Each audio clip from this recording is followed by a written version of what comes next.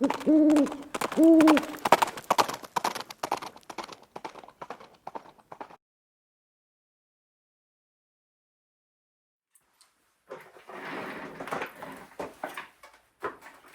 hey folks, it's Viejo here, and we are into the third week, almost at the beginning of the fourth week, real close, of January in 2026. We've been having nice weather here on the central coast of California. It's still kind of cool in the garage though, but it's midday and I got 61 degrees out here. Humidity is pretty low at 44%. Here in the garage, and haven't been doing any laundry or anything, and that's fairly typical as far as humidity around here in the winter time.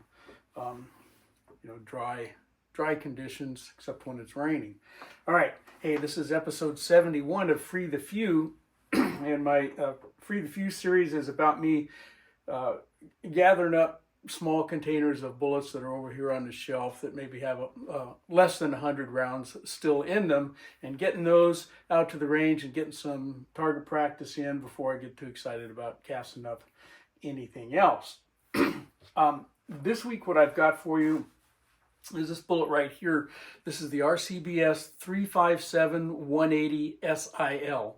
Okay, and it's kind of an unusual nomenclature for RCBS. Most of the time, their prefixes are just two digits, 38, 44, 45. Okay, it's 357 anyhow. Hey, we took these out a while back. It's been several months, and had some fun shooting in 357 mag loads.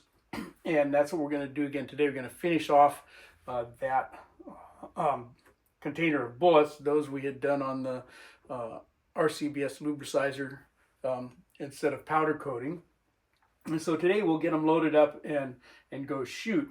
And I did the loading on the RCBS Rock Chucker 4. Okay, we like this press because it's a good solid single stage press. If you're looking for one good single stage press, this one's tough to beat. Okay, we can do onboard priming with it as opposed to the older RCBS Rebel press, which was equally as solid, but it has no ability to do priming on press other than if you have a RAM prime system, which I do, and I sometimes use that with that Rebel press. Anyhow, we'll go ahead and get some loaded up. I did the priming with the RCBS bench prime tool. Okay, that's a piece of gear that I like to use. It gives you really good positive feedback as far as getting that primer seated. Okay, you can really tell when you've got them all the way in there, as opposed to some other systems that are not quite as good at that. And let's go ahead and get started on the loading process. We'll talk about what we're using for powder and so forth here, and get going on that. And YouTubers, you know that I can't show you the actual work at the press. I can show you some photos and some steps in between and so forth. If you want to see the entire full-length video, go to my Rumble channel. Most of you know how to do that. Okay, but if you're not subscribed over there, you don't have to be. But you can look up my channel name on rumble.com, which is just Walter Bunning, just like you see right there. Okay, and you'll be able to find this video over there. You could probably just go to your search engine and type in hashtag #FreeTheFew, all run together, all one word. Might be able to come up with it that way as well. You don't have to be a subscriber to watch the video. I think only to leave a comment, which, if you want to do that, go ahead. If you don't. And then what we're looking for is a bullet start that will start there nice and straight. Okay. And that cowboy die's got that kind of two-step expander plug in there that we like. Okay, so there we go. We had started with brass that was already sized and expanded, just to kind of save time on here. There's nothing thrilling about that, single stage. Yeah, anyway. I decided this time to bring out my RCBS Little Dandy. I kind of like this little guy. It's, the powder measure itself isn't all that expensive, but if you end up with a full collection of the rotors that go in there, they start getting expensive. And, over time, I've collected enough, here and there. Sometimes you can find them used secondhand. But anyway, so that's what I used for this one to tray load, real simple process. Boom, boom, boom, boom, boom, boom. Okay, and I'll show you that if you're not on YouTube. But it's a real slick little idea, and they're kind of fun to use. It goes really fast. You don't have any major space being taken up on your bench by a powder measure. Okay, that requires a separate stand. You can mount these on a stand if you want to. In fact, I've got a Hornady lock and load bushing on there, but that's more about my storage system that I use for my powder measures. So let's go ahead and we'll get these guys charged up, and then we'll come back and seat and crimp. All right, we're going to use the little dandy powder measure here. I have my number 14 rotor in there, and that gives me 11.3 grains. And originally we loaded these at 11.5, and they were just a little bit faster than what RCBS had expected for that load. So this will be fine. And of course we want to light these up. These little cheapy LED flashlights are really good for this. And what I'm looking for is to make sure, number one, that there's powder in every one of these. And number two, that it appears to be the same amount of powder in each one. We haven't undercharged or overcharged, and they all look good. They're all gonna go bang. Okay, I seeded these with the Hornady Cowboy seeder die, and as I was getting started partway through the seeding process, I came upon an issue, and this was all my fault for not inspecting my cases closely enough before I got started on the project. Check this out. Okay, I got all the way to the end almost, and I got this.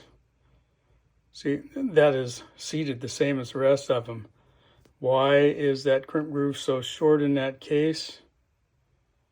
A stinking Hornady. They make them that way to accommodate one of their particular bullets, but no good for me. I'm going to pull that one out of there. I'm not going to load that one.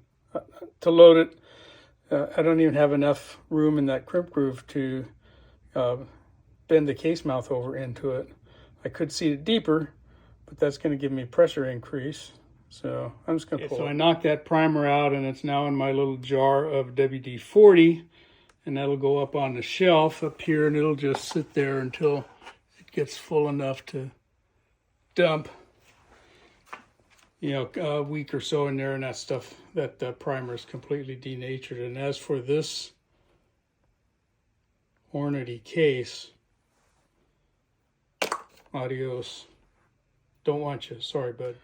Okay, so the bullet itself was fine. After I pulled it, I used the kinetic hammer to pull it, and bullet's fine. It had a little bit of powder sticking to it, and that happened when the bullet went down in here and the powder came out of the case on top of it, kind of stuck to the lubricant a little bit. I just wiped it off. It'll be fine. We get another case size and expanded. I'll get a primer stuck in it, and we will be good to go.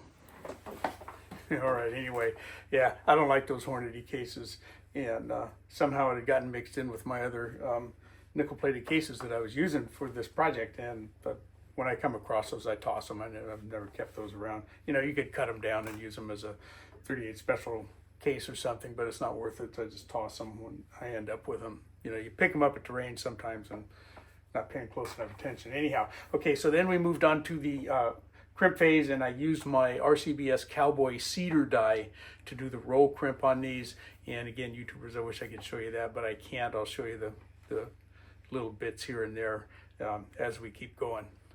Okay, we'll take a look at that crimp. You can see we're bent into that crimp ring nicely. Okay, that's a substantial crimp. That bullet's not going anywhere under recoil. And we'll just go ahead and do a little case gauge check here and make sure that all that's going to be good. Yep, drop in, drop out. Okay, there they are, folks. We got 29 of those RCBS silhouette bullets. Okay, seated in mixed head stamp nickel-plated brass, CCI small pistol Magnum primers, and some Alliance 2400 powder, 11.3 grains. And that load that we used came from the old RCBS cast bullet manual. This goes back to the 1980s, and I don't think they've made another one since then. Let's even have the copyright date. Yeah, 1986 copyright. Okay. But for that 2400, they started at 11 grains and went to 12 grains, and they claimed 1062 feet per second for the 11 grain load, and 1200 feet per second for the 12 grain load. And I actually got more than that with 11.5 grains. So that was enough. Okay, we didn't need any more powder than that. And I mean, there are no pressure signs or anything. But anyway, we went to 11.3 grains this time with that number 14 rotor, and it was fine. The accuracy and everything is fine. We got plenty of velocity, a little bit less than I got the first time when I used 11.5 grains, but we still got 1,222 feet per second out of that round, which is, you know, substantial. So I shot these out of the Ruger Blackhawk 357. Okay, nice revolver. If you've been watching long enough, you know that I like shooting this revolver, especially in 357. Okay, anyhow, let's go ahead and get out to the range and shoot a few. And you'll notice that I was shooting off to the left, and that happens to me sometimes with at that particular range, sometimes in the morning, and shooting that particular shoot and see target that's mostly black. Really hard for me to pick up that front sight picture. So sometimes I'll use other targets, but that day, really hard for me to get a good sight picture on that little bitty 1-inch red square out there at 30 feet. And I end up, because I'm shooting right-eyed, I end up shooting to the left a little bit. The point of aim was right dead center on that red dot, and you'll see I'm an inch off to the left. Okay, anyhow, that's all on me though. Okay, let's go shoot. 11.3 grains of 2400 this time.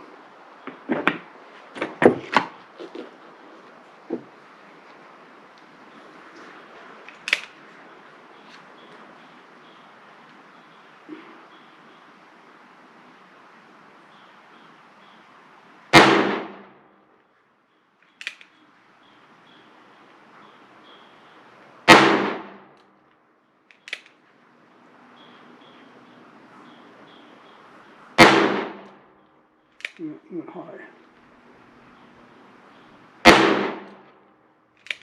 And one low.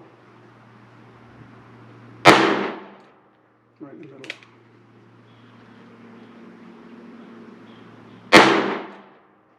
Another one right in the middle. Not too bad.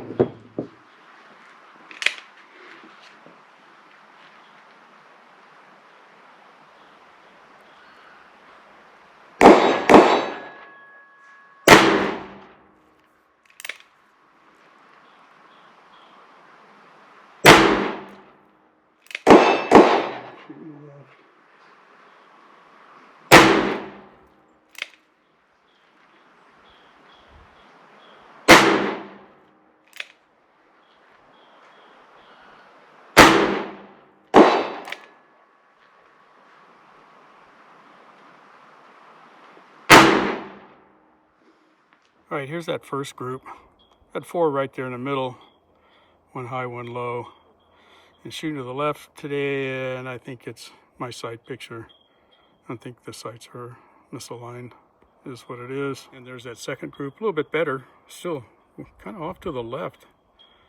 And I believe that it's a function of me shooting at a black target in the shade and not being able to see that front sight very well. There it is. Fun day at the range, and you know, as far as Magnum rounds go, 357 is still pretty easy for me to shoot. I start getting into hotter 41 mag or 44 mag. They're tough on my old wrists, and I don't shoot very many of them. Okay, but it's easy for me to shoot 3 or 4 wheels full on 357s, and so I like to do it. Okay, I think that's going to do it for this one. I hope you all enjoyed that and got something out of it. But from the Viejo bench, that's all she wrote.